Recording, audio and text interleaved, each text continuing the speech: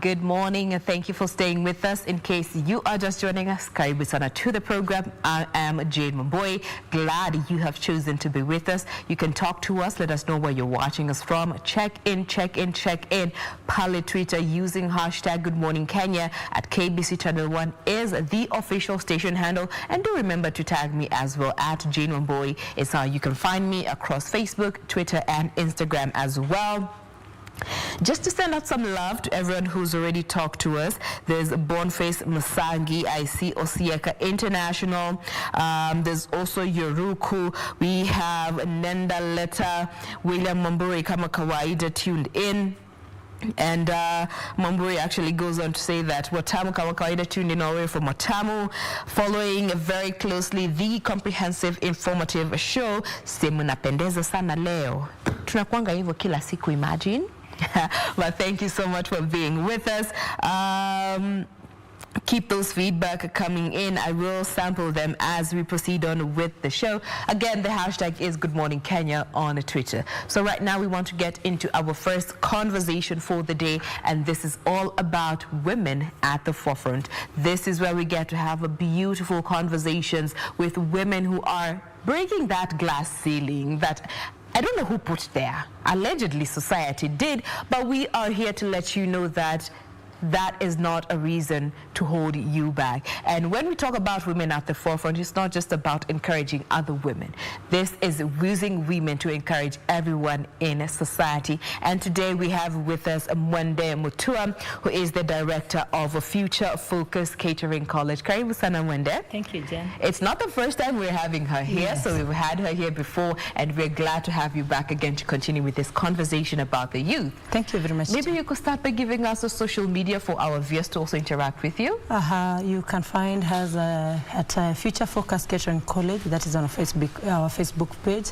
Our Twitter handle is at Future Focus at Catering for Future. All right. Yes. So check them out if you are a youth, you are interested, or you just want to know what they offer in line with you as an individual. Check them out. Any questions that you feel you want addressed here, shoot them through. I got you. We'll be addressing them in a bit. First of all, we touched base since we last had this conversation. How are things back in school with this new year, new way of doing things, at least for the students?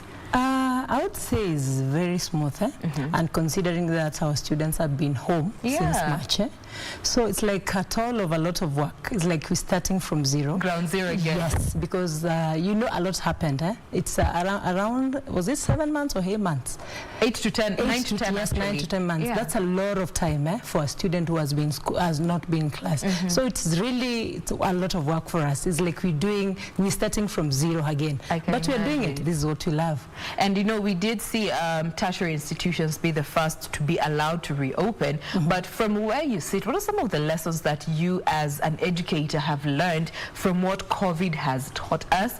And you feel that these are necessary lessons you need to carry on for your students as an educator to just make sure that in the event something like this happens again, we are better prepared?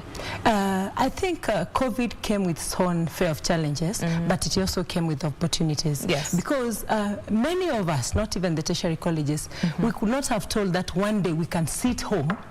Have we ever seen schools being closed?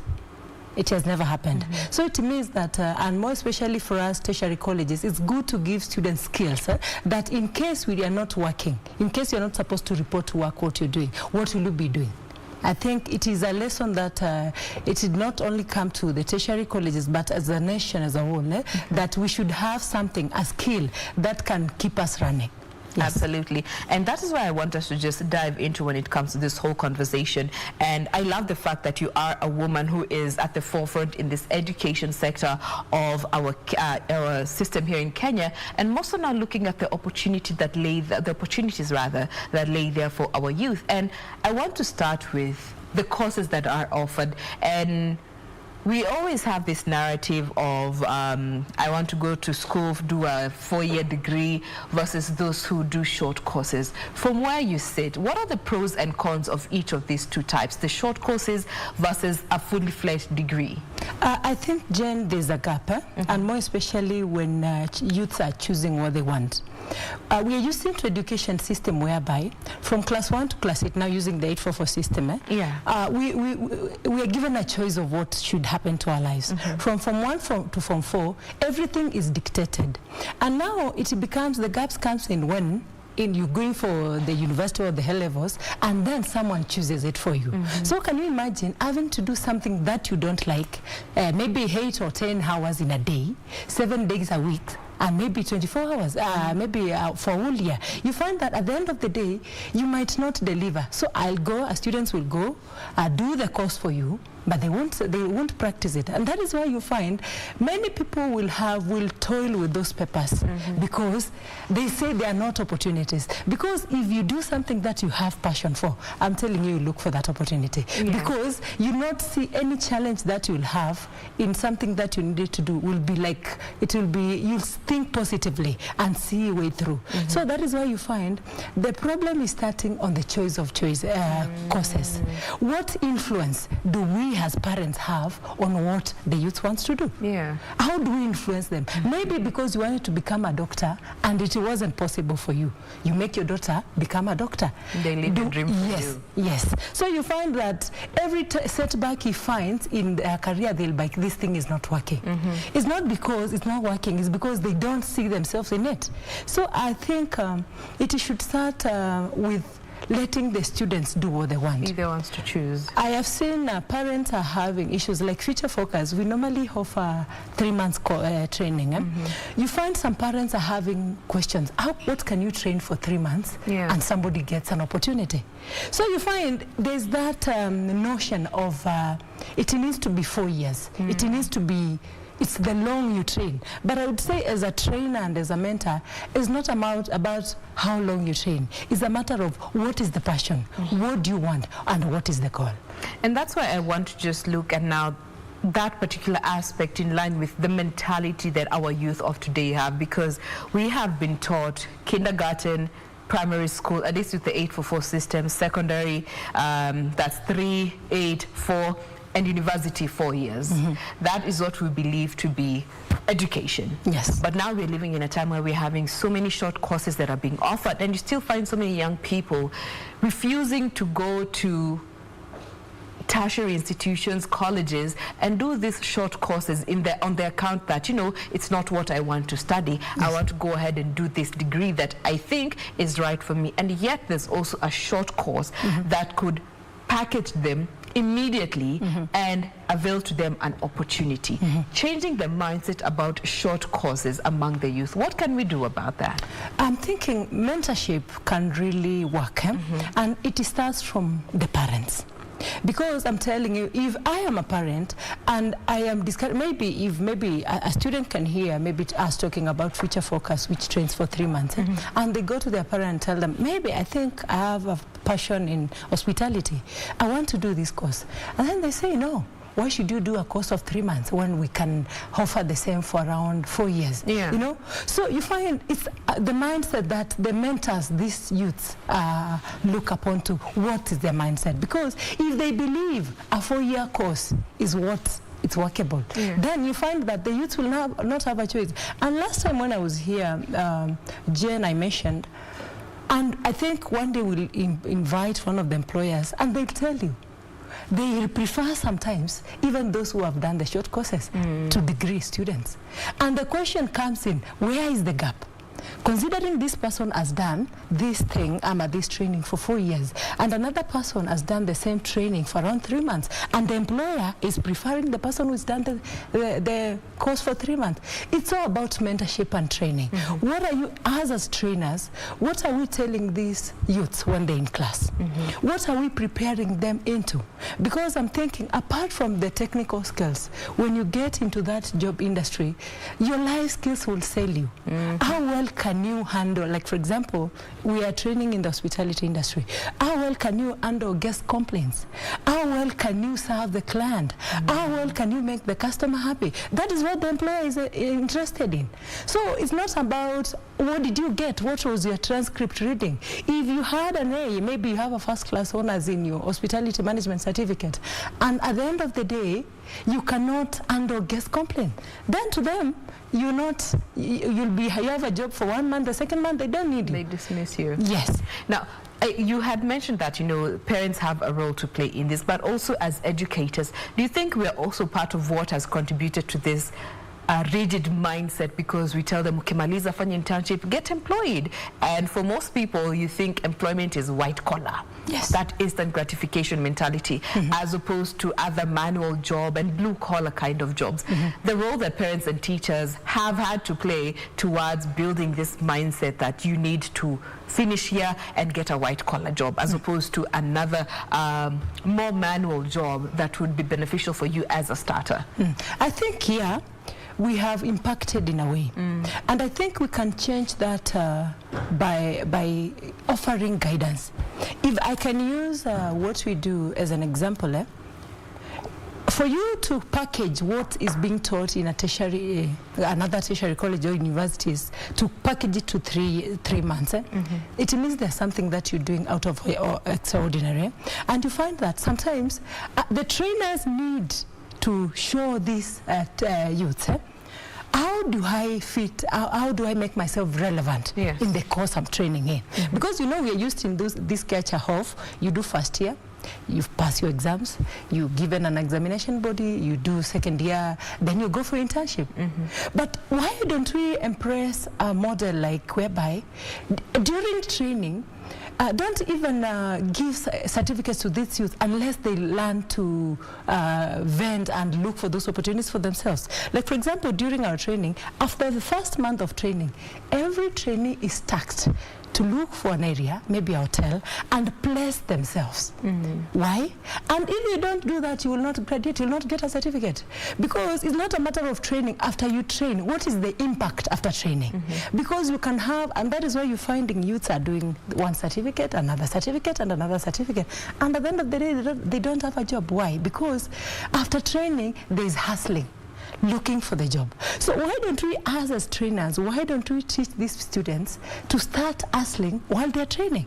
For example, most of the colleges, they don't train throughout the week, as in like Saturday and Sunday. In Future Focus, we train them on Friday. Can you attach yourself somewhere? Go, ask the opportunity, walk into a hotel, talk to a manager, and get an opportunity for yourself. Let us come on Monday and discuss the challenges. So you find by the end of the training, the trainee is already aware of what they're getting themselves into. I remember, and you can tell me what you had when you were in college and what you found in the industry was a mismatch. And if you are not fit enough, you could have left. I could have left. So why, and that is why you find if they don't have that preparation and we manage the expectations, you find no matter how much you're going to train them, no matter how long we're going to train them, there will be a mismatch. So I think it is also the role of the trainers to show them and prepare them to the world that they're getting to themselves into. That is the world of employment or the world of business. Yes. Now, you've mentioned this whole conversation about certificates, and it takes me back to another conversation that I was having with someone in a different space about how we're living in a time where even as the employed, you're taken for this, what are they called, trainings. Then after all that, you're all given certificates of participation. And looking at that, it's breeding a system that, there isn't no need to put effort, because if we're all going to get certificates of participation, why should I put effort to do better than the other person? Because if I do better, and the other person seated next to me is not doing anything, and we're all given the same certificate, what value is mine? That is a culture that is thriving here, and we really need to think hard about that. What value is there in effort? Because the longer we just show that your effort and the person who's not putting in effort is on the same level, then what are we telling our youth? Now, This brings me to the next aspect about now looking at tertiary institutions and the fact that there isn't some sense of harmony even in the courses that are offered. You will find the training that is being offered, for example, at Future Focus is completely different from a different institution that is still in the hospitality industry. And consequently, when these two people are placed in the job market, you find that they're supposed to be doing something that is similar. At least there's supposed to be some cohesion in what they are doing, but there's such a disparity. What can we do to just make sure that even as people enter the job market, they know what they're going to do and there's some sense of harmony as opposed to having a disjointed way of functioning and consequently not being able to hold ground? I think the challenge comes in, there's some, like for example, Future Focus is a private institution. So it means at the end of the day, you aim for business. But there are some of the businesses that are more than a calling. Yeah. Because I can come to class as long as students have paid fees, and then you just, you finish and then you talk and go. Yes, you talk and go, you finish and then you go. So when this student who has come from such a background and maybe another student, it's the college is not just a training, it's not just a business. It's like they hold the passion. You find that there'll be a mismatch. And you find that it's very hard. I won't say that the government has really put the regulations to see what is really being offered, because they cannot just come to any class when every trainer is training. When I get to class, I am the one who is delivering to the students, isn't it? I choose what to tell them. So it becomes a challenge and it becomes a call for all the trainers. What are we telling our trainees, whatever you're training? Are you telling them something that can impact them or something that is universal according to what you're training? So I think it is like a personal decision, and more especially training is a calling. You give what is required of you and you give it to the best. So I think that can only be determined even by the trainers. And what kind of trainers are you having and what are their core values? Because there are people who get to class and just to pass time. Yeah. Even if I'm the director of Future Focus Catering College, I don't know what is happening in there now. The only people who can continue the dream and train according to your goals is if the trainers identify with the same vision like as you do. Absolutely. So I think the trainers, the people who train in different colleges have an impact on the results of the trainees that we're going to produce. Now, in as much as we're also out to make sure that we want impactful training instilled in these young people, we're also moving to a time where the world is slowly shrinking and becoming a global village. Therefore, boundaries are slowly coming down. Looking at the quality of education that we are offering here in our country, do we think we are gearing up for a futuristic way of working such that if I am trained here, I can confidently work in a different country and not have to like go back and relearn how to work in that space because what I was taught is not of world-class standards? I would say yes, because like for example, let me give an example on hospitality. Yes, please. That is my area of expertise. If I get in class and teach a student how to set a table, it is universal. If you go to Dubai, that is how they set a table. If they go to any part of the world, that is how they set a table. So the question is, where are you getting your training materials? How do you train? So I mean, if you use a curriculum that is valid and you don't train from the bush, you find that what we'll be offering, it will be universal, and you find that it can be used in any global world. Yes. Now, I love the fact that you've talked from an area that you are alive to, but also just looking at the rest of the courses that are offered in our country and the education system as a whole. Are we setting up our youth for proper opportunities? Our system is also limiting them to some extent. I would say it is kind of limiting to some extent because you look for the opportunities. Yes, for the opportunities, because we and more especially considering our mindset, our level of training. You find, and you know now, you go, there's this system whereby you find some students wako mbele ya wengine. So you find some of our trainees will be challenged, and more especially trainees who come from very poor or humble backgrounds. They will not have access to that. Look at when COVID came in. Yes. How many schools could do online training, yeah. Even university, even tertiary colleges.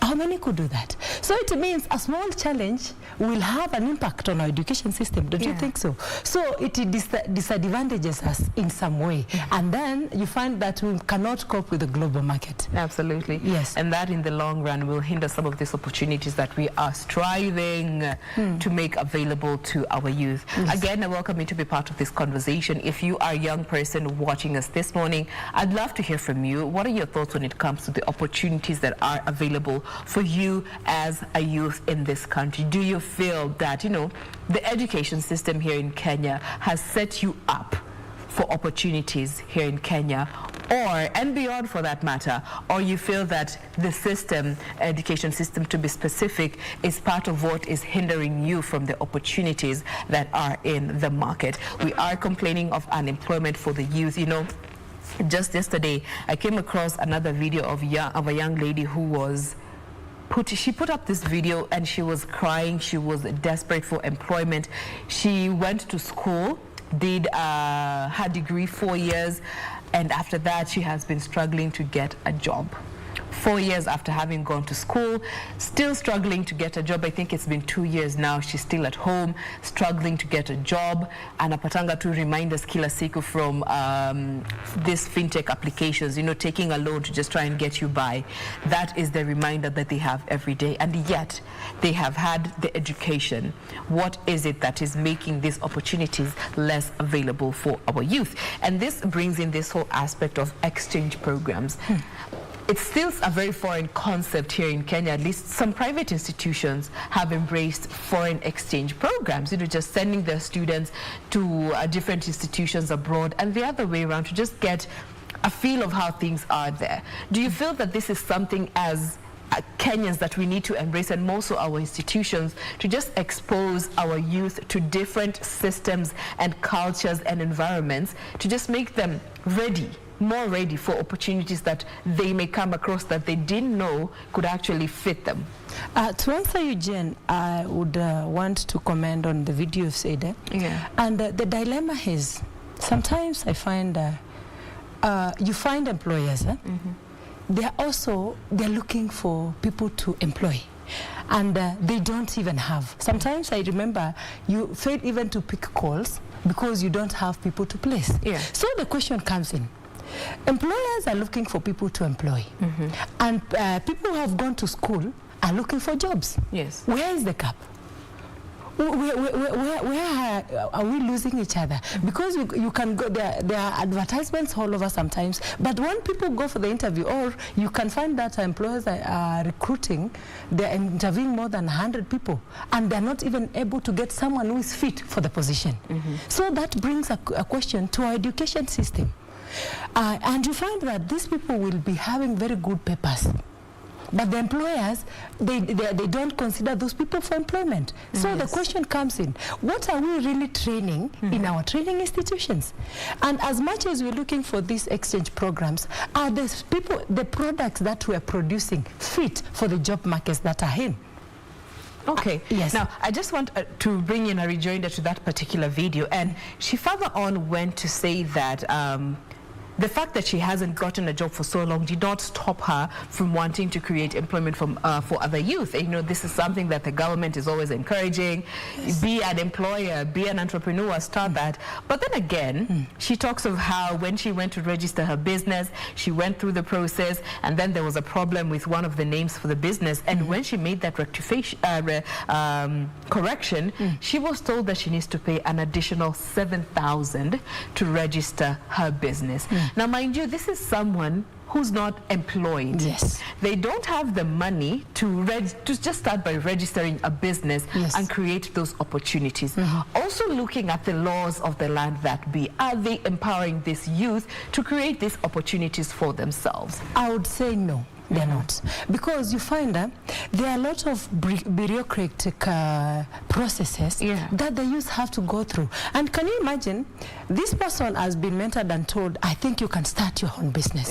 It's important you start your own business. Create you can create employment for others. And then they go, they find the documents that they have to produce to be able to do that business, they cannot even afford. So you find that it becomes a setback to them again. They start thinking, oh, it's not possible, it cannot work. So I can say, to some extent, the government is not really supporting the youth, and more especially the bodies that are supposed to make it easy for the youth to become entrepreneurs are not doing the right, they're not really supporting them. They're making even it hard for them to survive in the business. And after they register the business, if they manage to register the business, you find there are other charges that they need to do. Yes. Maybe there are some levies you need to pay to the county. There are other licenses that you need to take. You find in a particular business, you have to take like 3 or 4 licenses at least. Yes, that becomes a challenge. So I would say the government is not really doing enough to make sure that even the youths who want to become entrepreneurs or people who want to become entrepreneurs do it swiftly. They're really having a lot of challenges at transforming into that. And what do you think can be done to this and to just make sure, in as much as you're coming out of school and employment is not readily available, that the environment is conducive enough for you to at least set something up? What are some of the suggestions, very briefly before we go for a break, that you would put forth to this end? Pardon your question kindly? The suggestions that you feel would be good for the youth to just make sure that the environment that they find after school is conducive for them to start a business as opposed to wait for employment. One thing I would really advise is we start small, because sometimes the bigger the business, the more involving it will be. So it all starts with having a plan. I've seen challenges that youth think when you start a business, it's all about the capital. It's more than the capital. I'm telling you, sometimes if somebody tells you, I'm going to give you 100,000 to start a business, you might not know what to do with that 100,000. So when we start small, we will have the plan. What will I need to start this particular business? What will be required of me? What are the mitigators that I need to have done before I started? Because when we start small, it will not really challenge us very much. The challenges that we are going to find will be something that will not overwhelm you, because businesses are really overwhelming. So if you start small, it will be easy for you to transit. Don't bite more than you can chew when you're starting fresh from school. Well, we are having this conversation with our Women at the Forefront guest this morning, just trying to understand the opportunities for our youth in this day and time. We want to take a break, but we'll be right back to continue with this particular conversation. Keep talking to us. I will be sampling your views after this breather.